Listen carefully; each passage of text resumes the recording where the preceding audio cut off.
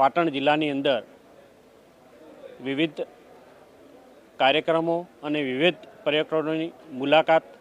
અને જે મોદી સાહેબે સુશાસનમાં જે કાર્યો કર્યા છે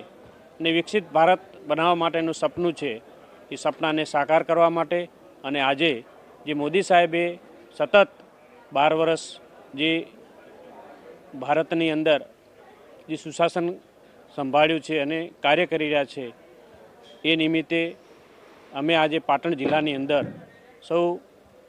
સંસદ સભ્યશ્રી, રાજ્યસભા સભ્યશ્રી, ધારાસભ્યશ્રી, જિલ્લાના હોદ્દેદારોશ્રી તમામે તમામ સાથે મળી અને આજે પ્રવાસની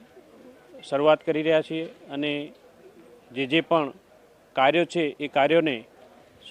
સાગરિત કરી અને લોકોને જે મોદી સાહેબ દ્વારા જે અને ગુજરાત સરકાર દ્વારા